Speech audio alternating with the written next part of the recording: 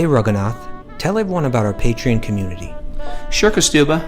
The Wisdom of the Sages Patreon community is an incredible online yoga resource.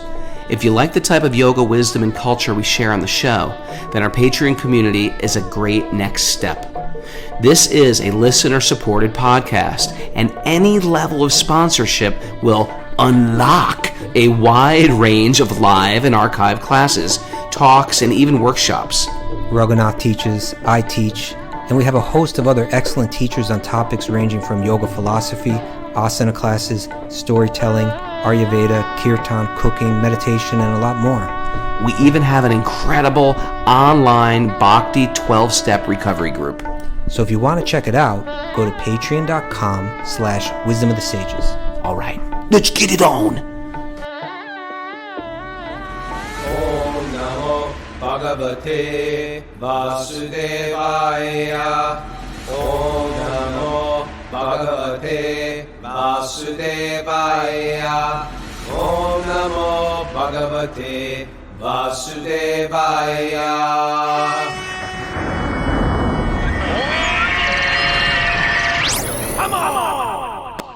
Live from Super Soul Farm, this is Wisdom of the Sages, a daily yoga podcast with your host, Raghunath, and co-host and senior educator at the Bhakti Center in New York, Kaustubha Das. Welcome to the show. Welcome me back home, and Kaustubha is still abroad in Colombia with a handful of retreat people, I think, over there at the Shama Ashram. We'll give a shout out to the Shama Ashram and Kali. Right. Heading there soon with Bobby Marchand for our training. How are you doing there? Is really happening right now. Can you hear me? Yeah. Lag. Okay. Yeah, Shamashram is really happening right now. About last night we had about 40, maybe more, over 40 people for kirtan. And now, like overnight, like all these people have arrived for this retreat with Simon Haas. Exciting. Really nice, beautiful people. I'm excited. Me and Bobby Marchand going down for our Bhakti Restorative and Yin retreat October 6th. If you're interested, you can message me. Okay. At Raghunath Yogi. There's always a place for a plug, bro. There's always a place. You got to plug what you're doing, man. That's how we survive yoga teachers. We're just hustling around trying to make a living and doing our thing. But you know who I met yesterday? I met a friend of yours. Who? Lilo. Oh, Lilo's great. Lilo? Yeah. Second generation devotee and generation. Second degeneration, no, generation. And incredible drummer, mridanga player. Not only mridanga player, he was leading kirtan, and it was really sweet. Nice guy, big Wisdom of the Sages listener. Yeah, Colombia's cool. Sweetheart. I want to spend time there. Mm-hmm. Cool people here, right? Everybody's just kind of cool. Everybody's cool. It makes you start to rethink, like, why am I living in America? Why aren't I living in South America? Did you do that yet? Have you got to that place? What's wrong with us? Did you ever do that when you go to a nice place? You're like, why don't I live here? There. I should be living here. I can live here. I'm an adult. People live here. People move places. People can live. We're adults. We can live wherever we want. You like Hawaii? Go to Hawaii. Live in Hawaii. We can do that. Yeah. It's liberating. We can. Our friend Sri Govinda did. He was living that corporate life, living in Jersey City in a high-rise, fell in love with a Colombian lady, great devotee, and he just like picked up, sold it all. Next thing you know, he moved to Cali, Colombia. I know. That's what I told him the other day. I said, look at you. You were living in your big glass tower, and now you're in a hammock in a beautiful retreat farm or retreat, center in yoga center in beautiful Colombia with horses running around and all other kind of animals, peacocks. I will say though, parrots.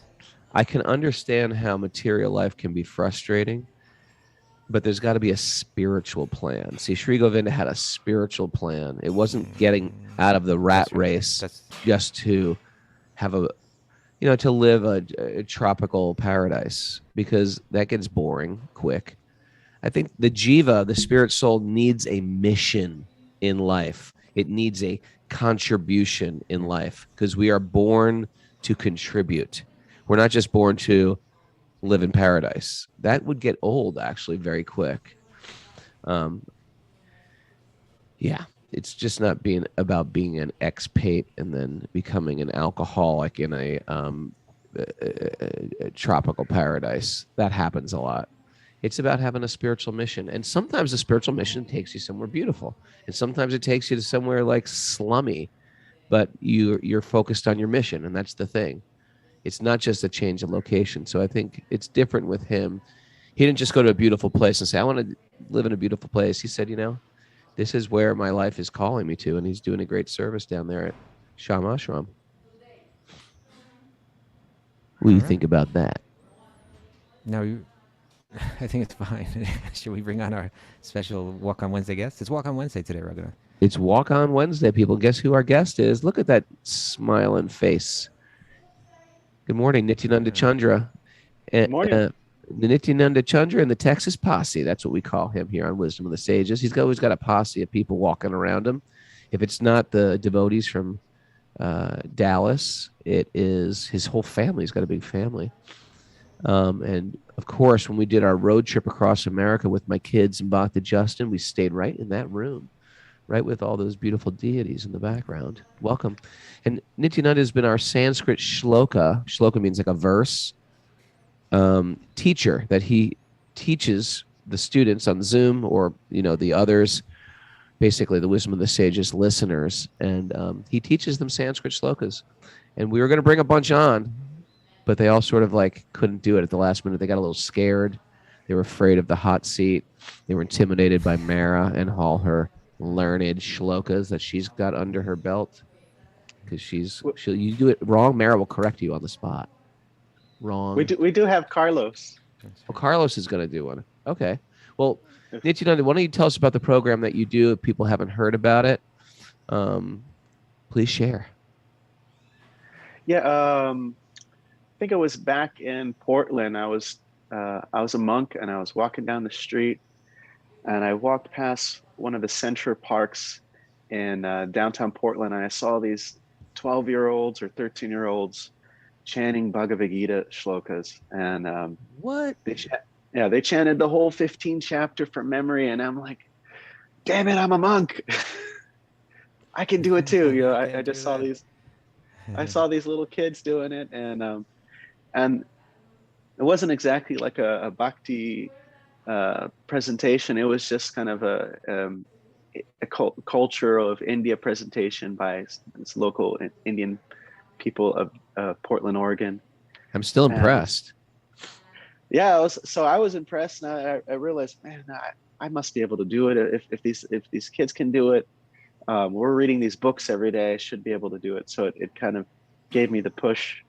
And then also later on, I met a spiritual master. He had the whole Bhagavad Gita memorized. He had chapters of Krishna book memorized, and he kind of busted the bubble that about certain doubts about doing these things. And I started memorizing chapter 7, chapter 9, half of chapter 10, and chapter 15.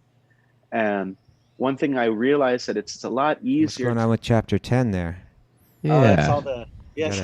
Got to work on that chapter 10, guy. You better go back to shloka school, Nityananda. Yeah, that's the what do you call it? The Krishna trivia chapter. That's the Krishna trivia chapter. That's one of the better chapters. That's right. But I realize it's a lot easier to memorize a whole chapter than just important verses because they naturally go together. They lead into another. They feed to another. They just like say you learn 20 verses, how are you going to keep them? That's the problem, is that we may learn verses and then we lose our steam because they start fading away from our memory. And not only do you have to have the opportunity to use like 10 verses, 20 verses in various circumstances throughout your life, but then you also have the intelligence to how to use them. But any fool can sing a song, so that's kind of the idea. So once you learn it, then you can you sing it off, every day or once a week, and it sticks with you. It's beautiful. Yeah, we used to do that. Technique, like how? We use Do you have a? Well, so one of the things we do is we don't focus too much on the English. We focus on the word for word, like really getting a good grasp of the meaning of the different words. We do a deep dive study into the book. So we have like Burijan Prabhu's Bhagavad Gita study guide, Baladevi Vibhushan's commentary, Vishwanath Chakravarti Thakur's commentary. We took like a deep dive into the chapter. Wow. We do kind of like we act out the words.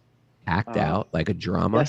Yes. I see there. How do you act out the? Let me mnemonic see you act out devices. the. So like the key words. So we'll act out the Sanskrit words like urdvam, mulam, upward facing roots, ada, shakam, downward facing branches, ashvatam, the tree, You see. prahur is said, avayam is eternal, chandansi yasya parna, the Vedic, the hymns are the leaves, and yastam veda saveda vit, the one who knows this tree is a knower of the Vedas. So we figure out different ways to act out the different words. You're a genius. This is smart. Mara and Rachel should do this. That makes a big difference. Yeah. Mara and Rachel are both very, very learned people. Like Rachel, top of her field. We got Rachel's chart done the other day. It was like the astrologer was like, "Who is this woman? This woman can do anything." And then Mara, we know all about her background in education and private schools. You two should be learning shlokas. You two, you should get dead serious like Mara. Mara, they've got blocks. They've got somebody. I can do everything else but that. You can do it. You got to go with Nityananda Chandra. You got to surrender to him, and he will guide you and implant this transcendental wisdom in your brain. Do you have any of your students here? You have Carlos. With these incredible mnemonic devices. Yeah, Carlos, are you? Maybe put his hand up. His hand is up. Unmute this man. He's unmuted. Okay. Good morning, Carlos. Good morning, Prabhu. My son. Carlos. He's just young and cute, isn't he? I'm not that young, Prabhu. Oh, you're not? Oh. Well, how old are you? I'm 31. Oh, you can't be my son any longer. Yeah. Actually, you could. could. Be his grandson. Sadly, you could. Well, you're still my son. Okay, Carlos. I thought you were like 19. Okay. He's a baby. Vivi says, okay, Carlos, what verse you have for us? So I started in chapter 15, text 10, and I memorized all the way through 20. So I don't really want to go through them, but I can. I know you guys sometimes are on time. No. We're on the edge of our seats. Mara, look at Mara. It's nothing. But I'm like that village idiot who came and out of all the students, like I think you have Kapuji and you have all these other great students, No Dance Chance, who are way more qualified than I am. I just kind of came in halfway through, and I'm just gonna say what I know so far. So okay. Are you gonna do this with eyes closed? I think actually it helps a lot, and it helps because there's also a lot of people, and I'm not really used to talking in front of large audiences, so it does help a lot. Okay. Utkramantam stitam vapi bunjanam vagunan vitam vimudana nupashanti pashanti jnana chakshushaha yatanto yoginas chainam pashanti atmani avastitam yatanto api akritatmano neinam pashanti yachetasaha Yat adityagatam tejo jagad vasayate akilaham yat chandramasi yat chagno tat tejo vidi mamakam. Should I keep going? Wow. Yeah. I'm very impressed. I think we're all sitting here very impressed. That's okay, Prabhu. I'm not qualified, like I mentioned. I'm so glad that Nityananda Chandra is having this class, and it's open for everyone. So I really, I've been listening to your podcast for quite a long time now, and I really encourage everyone, even like myself, who is like nothing. You guys talk about dented cans. I'm like a crushed can.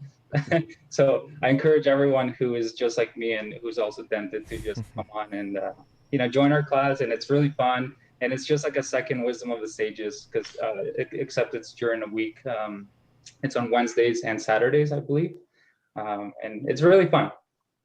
Thank you so much, Carlo. I'm so That impressed. is.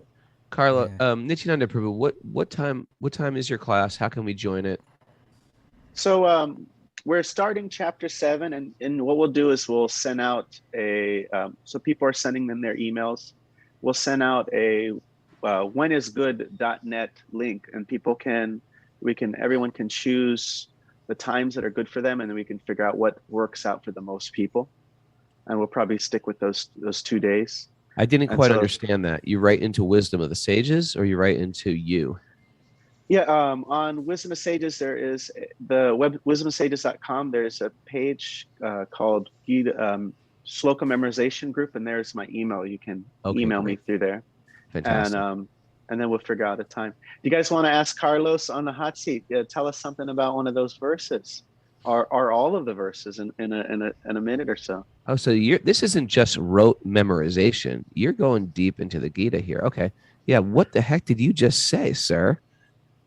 So I got into, like I mentioned, halfway through the chapter. So I do know what the first little bit of the chapter talks about, the banyan tree, sorry.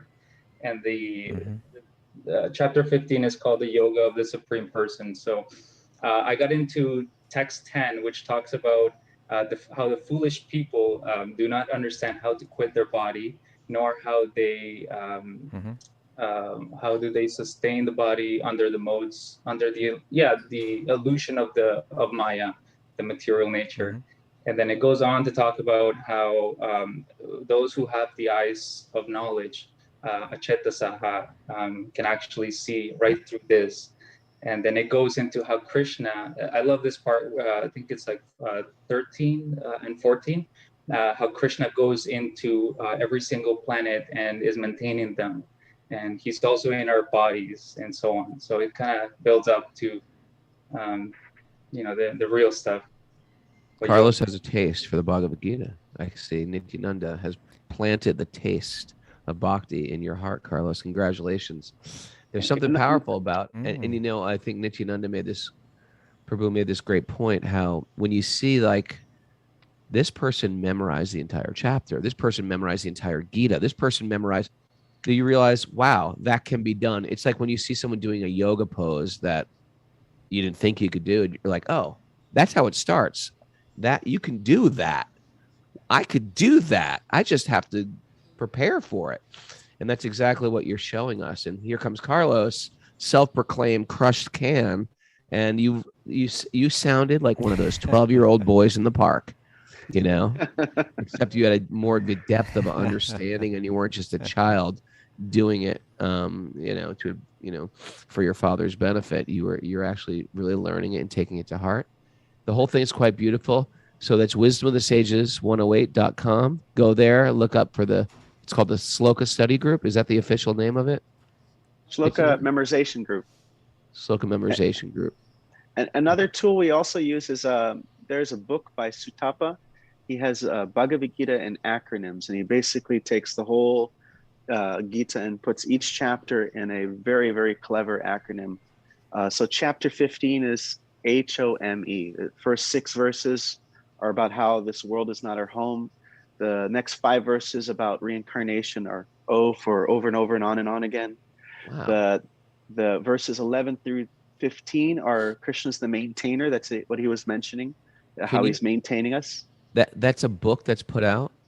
Yeah, it's Can you find it very useful? If so, put it up on the board and we'll absolutely. Yeah, it's I think you can get it in the temple in London, but they have an ebook version that they give out. So I can send the link. Oh wow. And E is for essence, yeah. So it helps you remember the whole conversational flow. Very, very easy. If you read that book a little bit, you can memorize like how the whole chapter flows. It really, really helps. How useful. All right. Well, I'm inspired now to get back into some Gita. We used to do this when we were brahmacharis. We'd go on tour with our band, and we'd say, okay, this tour, we're memorizing chapter 7. We're memorizing chapter 9. Chapter 9, chapter 7, chapter 15. These are great ones. Thank you so much for joining us, Nityananda. We're always impressed. And Carlos, congratulations. We're all like blown away. And, too bad Chapu and No Dance Chance wasn't here. I'm getting inspired just hearing about them now. And Mara and Rachel, both of you guys, I want you just to get up. I want you to get up on that mailing list right now, Mara. I want you to put your, freeze up your camera, start typing on that screen, and sign up for this class right now. And you're on the hot seat next week. I want to hear you just blowing through these verses like Carlos did. It's not starting till September. Okay. Right? You got a month. Yeah. Chapter 7's the best. That was inspiring. Yeah, chapter 7 is the best chapter to learn.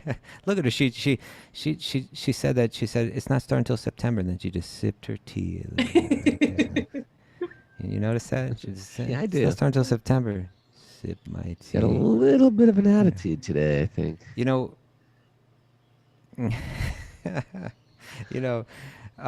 It's kind of like you know what all that memorization does. Someone might say like, "Oh, why am I memorizing all this? Am I going to use it?" You use it all the time. You know what you use it for? You use it to purify your mind.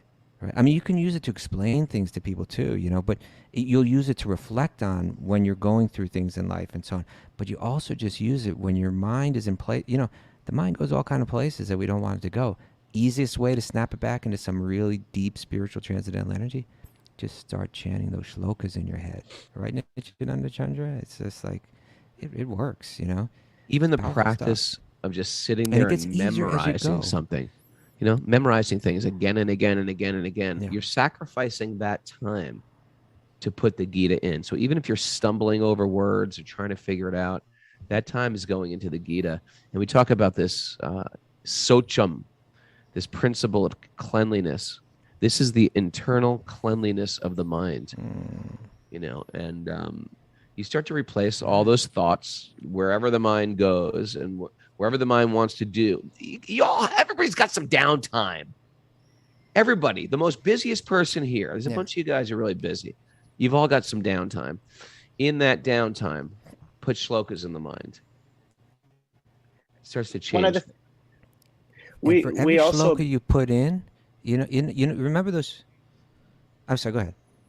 I was going to say we record I all the think we have a big classes. lag. I'm sorry, just 1 second, Nityananda. Yep. We got a big lag today, and I'm thinking, I hate to do this, but maybe if everyone put their cameras off. I think you got the lag. I think Kaustuba's got the lag. What do you it's think, pretty- Mara? Is it just Kaustuba with the lag? I mean, Kaustubha does have the lag, but I think it'll help if people turn off their cameras. Yeah, but I think he hears everybody a couple beats late. Yeah. That may be. There, everyone's So this will disappearing help, now. hopefully. Okay, Good- I'm good- sorry, Nityananda, please continue. I was just going to say, if you're worried about your time schedule for joining the class, say, oh, Wednesday and Saturdays I'm not available. We record all the classes, and we also send out an email for each verse with all the different reading materials from all the Acharya reading, this Gita study. We put that all together, and we put the previous class in the email as well. So even if you can't be there live, you can get all the class materials and follow along. Many of our students, it was about a 2.5 month class, and some of them, a month and a half into it, their schedule changed and they couldn't attend the class, but they said, oh, I'm now on verse 14, now I'm on 15, now I'm on 16. They're still keeping on with the practice and stuff. Awesome. Incredible. Nityananda, we're impressed. Thanks for doing what you're doing. We appreciate it. You're really, this Bhakti-yogi, it's like a big full plate, all different tasty things, and you're filling up the portions. Thanks for being part of our team. We're really grateful, and we're really impressed with what you're doing, and we want you more in our life. Thank you. Thank you. Hare Krishna. Hare Krishna. That was beautiful. I'm so impressed. Okay, let's get into the Bhagavatam. What do you say about that? We're in Canto 3, Chapter 21, Text 4. Is that right, Mara? You know what we forgot yesterday, Raghunath? No. You know what we forgot to do yesterday? We forgot to chant our mantras. Did we? Yep. Out of excitement, we forgot. And you know why? And you know what the result of that was? You know what the result of that was? Because we didn't offer prayers to the goddess Saraswati. Yeah. That's why you forgot that it was the Clash that did All Lost in the Supermarket, right? Yeah, Mother She's Saraswati the goddess took of away my learning. intelligence, both spiritual and mundane. She just took it away. That's Na- right. It became Narayanam mundane. namaskritya naram chaiva narotamam devim saraswatim vyasam tato jayam mudiraye. Before reciting the Srimad Bhagavatam, which is our means of conquest, one should offer respectful obeisances to the Supreme Lord Narayan, unto Narayan Rishi, the supermost human being, unto Mother Saraswati, the goddess of learning, and to Srila Vyasadeva, the author. Nasta prayeshva badreshu nityam bhagavat sevaya bhagavati uttama sloke bhaktir bhavati naistaki. By regular attendance in classes on Bhagavatam and by rendering service to the pure devotee, all that is troublesome to the heart will become eradicated, and loving service to the transcendental Lord, who is praised with transcendental songs. I missed that one. Will be established as an irrevocable fact. Will become established as an Tamarandasya. What's that? Your lag is Nothing. lagging. Keep going. Omagana tamarandasya gyananjana shalakaya chaksurun midatam yena tasmai shri gurave namaha. I was born in the darkness of ignorance. My teachers are opening my eyes with the torchlight of knowledge. I offer my obeisances at their lotus feet. Yeah, Kaustubha, I think you have we call it the Columbia lag. You got the Columbia lag. Sorry. It's only okay. a couple more days of it. That's okay. Yeah. All right. If you're not signed up for our newsletter, now's the time to do it. If for some reason we have to miss a show for some reason, especially you guys who listen every day, every morning, Kaustubha tells you when we're going to miss that show. Like this Saturday, we have to miss the show. And then this Sunday, we have a great guest, Amarendra Prabhu. We're really looking forward to him. I talked to him on the phone yesterday. Guess what, Mara? Guess how old he is? I don't know, young or old? He's young. He's young, man. He's young and undented, 29 years old. Oh, wow. I know. The guy knows the Bhagavatam like in and out. It's quite impressive. I want to find out about how he got into Bhagavatam. You know, what kind of culture did he grow up in that steered him into Bhagavatam the way it did? Yeah, we got to pick his brain. We got to look into that. He's 29 years old.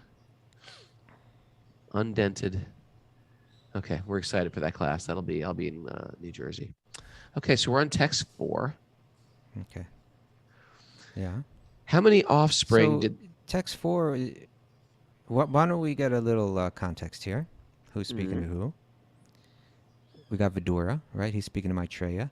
He's asking, last chapter, after hearing about the creation of the universe, it got to the creation of the Manus, these kind of important figures that lay down the laws and help create some order in the universe.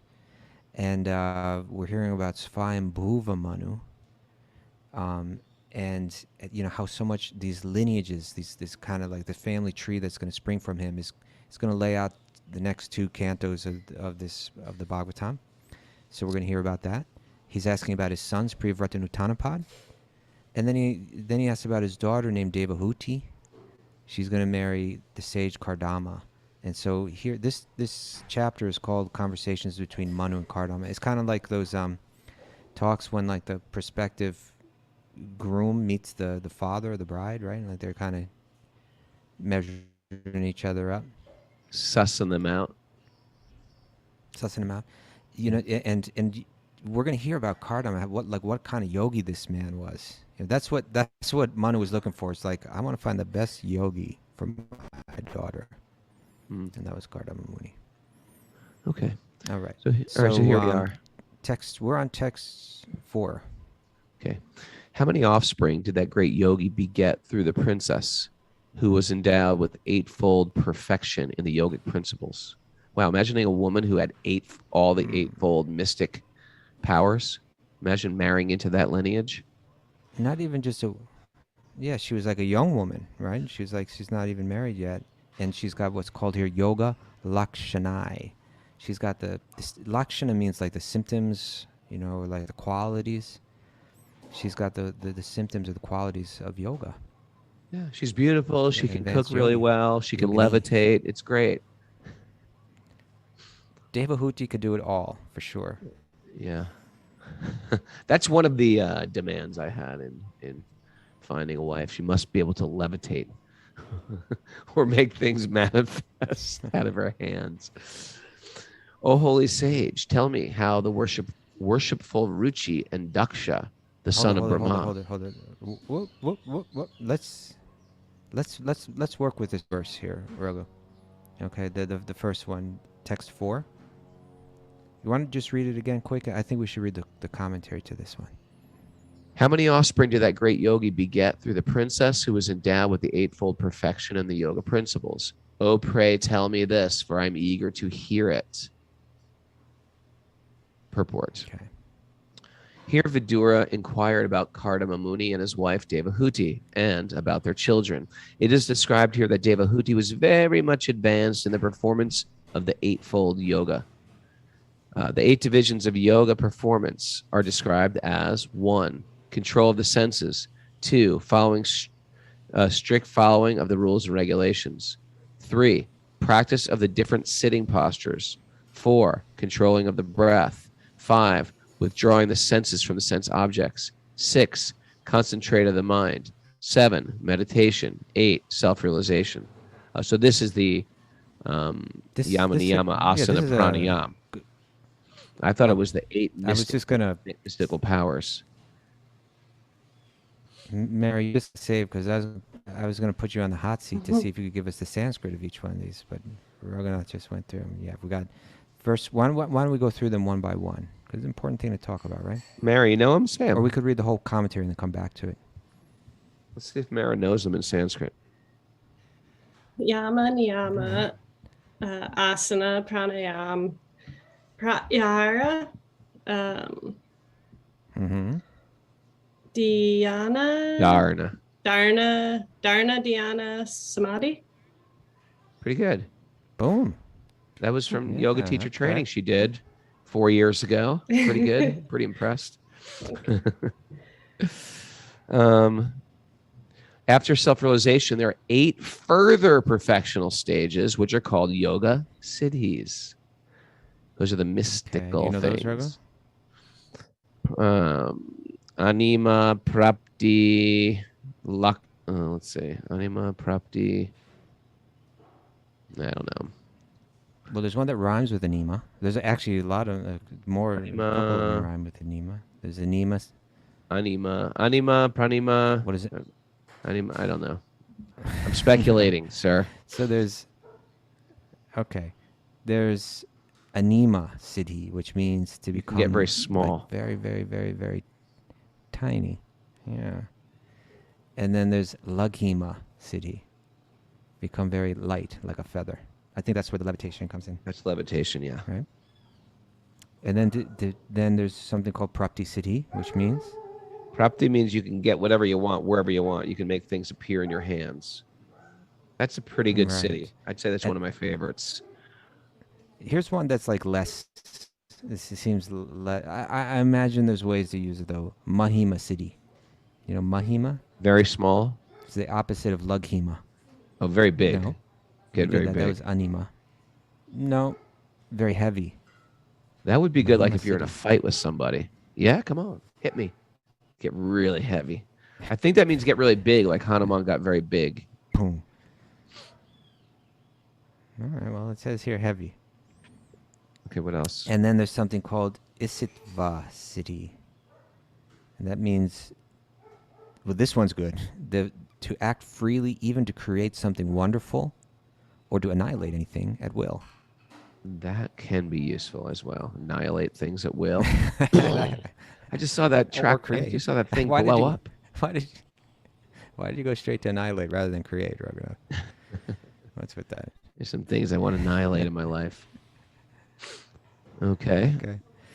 And then there's something called vasitva siddhi. Well, this is just as good. To control all material elements. I don't know. What happened to entering Exactly into how that stone? Maybe that's it. Then there's something called prakamya siddhi, which means to possess such power as your will never be frustrated. You'll never be frustrated in any desire. And and this one, Raghunath, this may be a favorite. You ready? Hit me. Kamavasatyata Siddhi. Is that get whatever you It want? means, nope. It means to assume any shape or form one may even whimsically desire. I whimsically want to be a Shape-shifting. goat today. Just whimsically. You could do it. And You could do it. Imagine if you get stuck in a form that you can't think, and then you're like, crap, I'm stuck like a goat, but I can't think enough to get back to my original form. You gotta be Can careful. you think that just like there's a goat following Mara around constantly? Mara, will me back to a human species. No, that's a real thing. Okay. Shape shifting. It's a very common thing in like conspiracy theory circles. UFO stuff. Okay. All right. Shall Want we to continue? continue? Yeah. Continue reading Well, or with continue this with the next purport. verse? Okay. So this husband and this wife, Kardama commentary. and Devahuti, were advanced in the yoga practice. The husband was a Maha Yogi, great mystic, and the wife was a Yoga Lakshana, or advanced in yoga. They united and produced children. Formerly, after making their lives perfect, great sages and saintly persons used to beget children. Otherwise, they strictly observed the rules and regulations of celibacy. Brahmacharya, or following the rules and regulations of celibacy, is required for the perfection or self-realization of mystic power. There is no recommendation in the Vedic scriptures that one can go on enjoying sense gratification at one's whims, as one likes, and at the same time become a great meditator by paying a rascal some money. So in the days there were some yogis say, yeah, you give me some money for some mantras and I'll teach you some mantras how to meditate. But the idea is that if you want to actually perfect yoga, you have to start to control the senses, all the senses, including your lower chakras, your higher chakras, your mind, your sexual force, your sense of eating. And this is the way we start to get internal. You can't cheat that system. There's no way out of that system. Another good point is advancing in yoga. Because we're an asana focused culture, we just think advanced asanas means you're advanced in yoga. Here it says it's got nothing to do with it. You can be a contortionist and not be a yogi. You can be a contortionist and not know anything about going inside, about shedding the ego, about controlling the mind. All this is the deeper facets of yoga that we talk about in the yoga system, what to speak of mystical powers. But I mean, it's cool to see people who can both feet behind their head.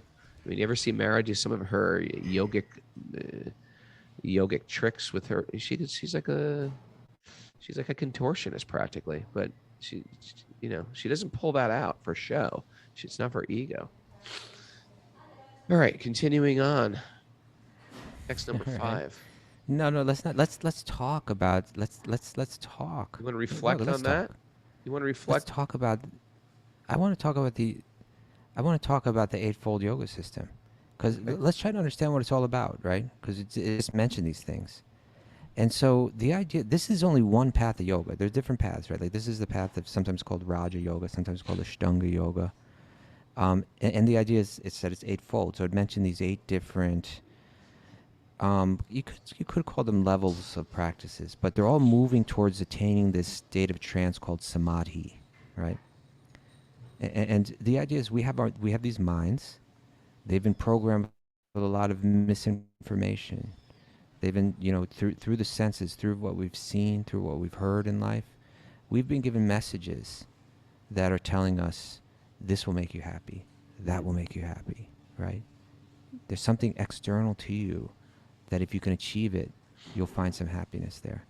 And we kind of chase that around. And that programming so deep in the mind, how are you going to get that out of your mind? Because if you could experience your real nature underneath, right? That eternality, that deep knowledge or wisdom, and ultimately that spiritual bliss, Satchit Ananda. And so one way to do that is that you can shut off the mind, if you can still it entirely, hold it on one spot, enter into a state of trance, all that programming, you could experience your own true self so deeply that all that programming will be revealed as untrue, and it's just, you let it go. It no longer affects you in that state, right? So, but they build it up. It starts with yama and niyama. Should I put you on the hot seat right here, Raghu? Yamas? You want to do the 5 of them? Man, yamas. Let's see. It's been a while. Let's see. Ahimsa. Ahimsa, Satyam, Asteya, Brahmacharya, Aparigraha. How's that? There you go. So, yeah, you see, like the yama and niyama, these are like, the idea is to hold the mind still in meditation. It's actually like the most difficult yoga. It's practically the most difficult thing you can do in life, you know? Hold the mind still? You need to take every advantage that you can take. Yeah. Good luck with that, right? It's so hard. It's it's something that even as we read further in this chapter, like when we hear about Kardama Muni, he had this incredibly long lifespan, and he lived in an incredibly sattvic time, in incredibly sattvic places. They could do things that we can't do. I wonder if having an If iPhone. you want to still the mind, you got to take it. I wonder if having an iPhone is like a disqualification to controlling your mind. Because the mind is like, with an iPhone, right? The mind is like scattered and all over the place. You're always checking things. That's not good for holding the mind steady. When I'm working on my book right now. That's right. When I write the book, I have to turn off my phone because I will just keep checking the phone. It's like sickly addictive. Got to turn that off. Turn it off, people. Just turn off your phone. Not now. Wait till the show's over. Then turn it off. Okay. So there's yama and niyama. As Raghunath mentioned, the point is this: if I want to hold my mind still, I can't be living a lifestyle that's stirring up my mind. At the same time, you can't be countering what you're trying to do when what you're trying to do is so difficult in the first place. So therefore, ahimsa, nonviolence, satya, truthfulness, asteya, not stealing, brahmacharya, ultimately it's sexual control, and aparigraha. It means, simplicity, not being greedy. And then there's the niyamas, which is, as you mentioned earlier in the show, saucham, purity, right? Both externally as well as internally. Santosha, contentment. Tapas, austerity. Svadhyaya, which means, the right spiritual studies for understanding the self. And then Ishvara Pranadhan, that you make your entire life an offering to God. This is what one needs to do if they're going to have a peaceful mind. This is the lifestyle. These are the kind of ethics and so on that one embraces if they want to have a peaceful mind. And so it all starts there, right? By the way, self-study is a good one.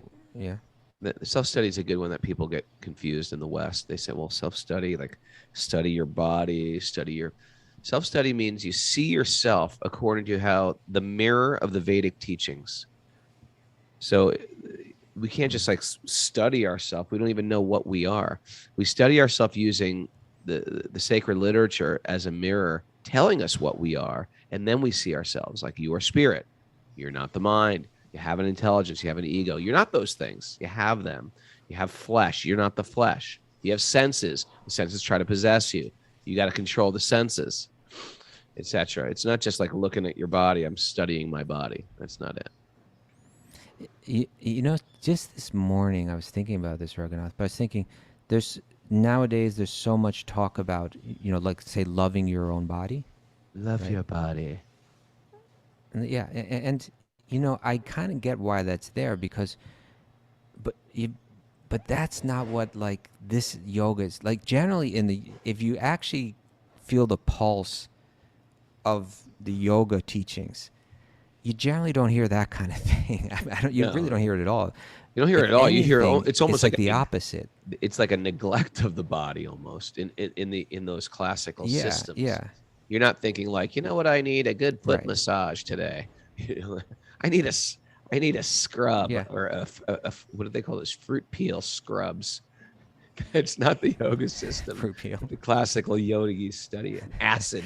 What's that, Mara? What are you doing here? What do you do? Acid Acid. scrub, fruit peel scrub, Something. avocado mask. You don't wear one. But of you those? know, we live in a time, you know, all this yoga literature is written before, you know, like all the media that we have now, you know, like television, films, social media, you know, Photoshop, you know, like all the, you know, even at that time, I imagine like there were a lot less mirrors even, you know, like people weren't obsessing about their bodies. People didn't have these like ridiculous standards, and they weren't experiencing so much anxiety about their own body not being, you know, up to par.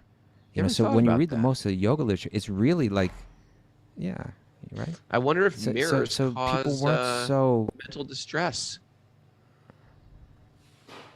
We're throw out all your anti-mirror here. mirrors. We're Turn off your anti-mirror here, phone. Wisdom of the Sages. Yeah. Start judging yourself, But you know, it's comparing only because yourselves. well, that's my point. It's only because we're living in a very bizarre time in the course of history that we are all caught up in like our own body and thinking, oh my God. Then we turn and we say, I need to love this body. I need to love this body. No, you know what we need to do is we need to understand that we're not this body, right? If we understand what we really are and that we're just temporarily passing through this body. And this is something that we actually have to really understand, not just as like some yoga talk, philosophy, armchair kind of stuff. But it's something that we have to contemplate every day and really begin to understand. And when we do understand it, the more deeply we understand it, we'll easily let go of all that body-related anxiety. You know, it will become free of it. Yeah. That's the answer, right? The answer isn't to like to try to create some kind of artificial I love my body, because that body is just deteriorating at every moment. You know, it's don't tie your love and your ego to something that's disappearing, right? Invest in what's eternal, and that's the soul. And so the yoga, the yoga philosophy is helping us do that. Right? So there's yama and niyama, and then there's asana, and all that asana is really to get all of the all of the channels in the body flowing smooth, right? All the systems. There's the digestive system.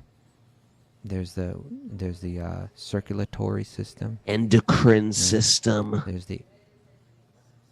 Is it endocrine or endocrine? I don't know. I definitely may be getting it wrong. Mara, help us with that one. Mara's like on the That's edge like of her the- seat. She's like, I that's- don't. that's Where are they like- going with this? Where are they going? I understand. Don't know. Too much self-care can be a problem. I get that, but what are they talking about now? Well, no. The point is, you do a little asana, and you get all these systems. You get your all the your digestive, your endocrine, your circulatory system. What's the breathing? What do we call that? The what's the breathing called? Breathing system. No, there's another breathing word that system. slipped in my mind. Mara, Respiratory. help us with that. Respiratory. Thank you, Jennifer. The respiratory Justin system. Miller. Thank you. Because Suba just stumbling Respiratory around system. here. Let's We're stick to WebMD things we over know what here. we're talking about. So, Mara, it's got nothing to do with all your But famous all of that. contortionist poses, Mara. It's got more to do with these more subtle things. Not your yoga It's an spa endocrine. retreats. You were right, Raghunath. All right. Yeah, it's let's see. endocrine. But you're just trying to end my conversation. It's cool.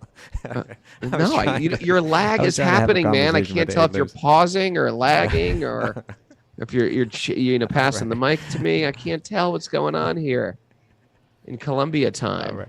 Well, why don't we just wrap up with these 8 limbs and we'll call it a day. Okay. Okay.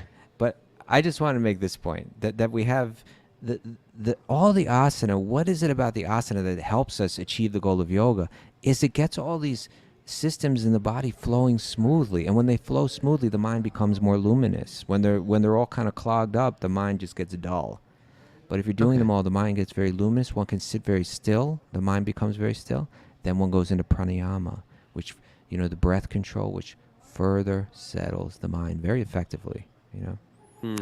And then after that, there's pratyahara, to be able to sit very still, close your eyes, withdraw all your senses, and go within.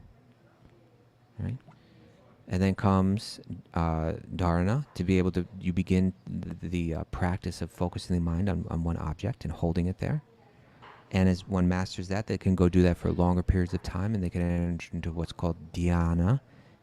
It's a deeper type of mental concentration on a particular object. So deep, it's really quite elusive. It's something that most people in yoga schools will never do. You know, it's something. It's a very high level of control of the mind, and when one can do that for longer periods, one can enter to that state of trance called samadhi. In that state of samadhi, the mind becomes perfectly still. When the mind is still, one experiences one's own true. It's kind of like turning the television off or something like, like you got this screen and all this sound and it's distracting you constantly, and you shut it off and you begin to feel yourself again underneath all that. When we settle that mind and hold it still, one can experience one's own true nature. And when you experience that, then all of this nonsense that our mind's been programmed to tell us, you'll be happy when you get this, you'll be happy when you, no, you're like, I am happy by nature. And all that mental programming, ceases. That's the Eightfold yoga system right there. Something like that.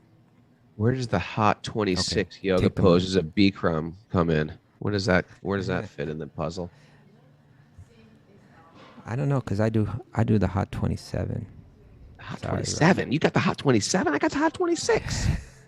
Man. I do the hot 27. Sorry about that. All right. Okay. All right, Mara, what do we got for a takeaway today? Fill our cups. I need something that I can tangibly take away and help my day. Help me make a better choice today. What do you got for me? Well, you need a spiritual mission. Yes, we do. We need a spiritual mission in our life. What is our spiritual mission today? Where are we going? What are we doing? What's our contribution? Yeah. We are born to contribute. We're born to contribute. That's a great one. Reprogram the mind. Always. Phones are sickly addictive. Turn it off. Turn it off. Just throw it out the window right now. You will thank me later. Control the senses to go deeper. Yeah. Mirrors cause distress. Yes. Destroy your mirrors. I want a bunch of broken mirrors today. If you really believe in this stuff, destroy your mirrors. Sacred literature is a mirror for the real self. Don't destroy that mirror. Keep that mirror.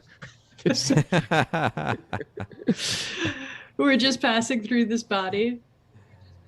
Passing through it. That's a good one. Yeah. Okay. Invest in the eternal. Invest in the eternal. And learn some shlokas.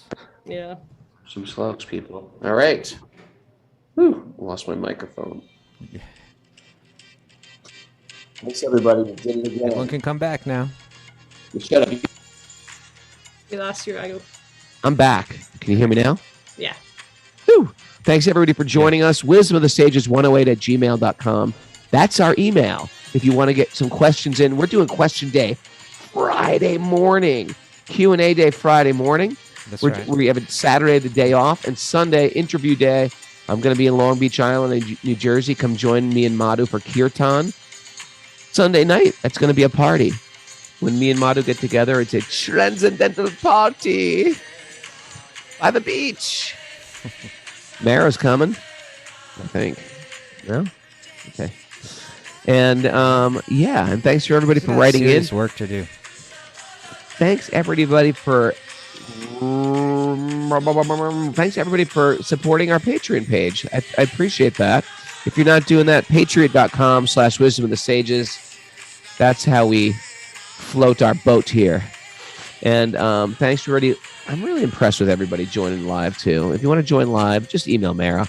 wisdomofthesages108@gmail.com. And then she will reveal to you the secret codes to enter our Zoom group. Thank you. Now, let us dance. Let us all dance.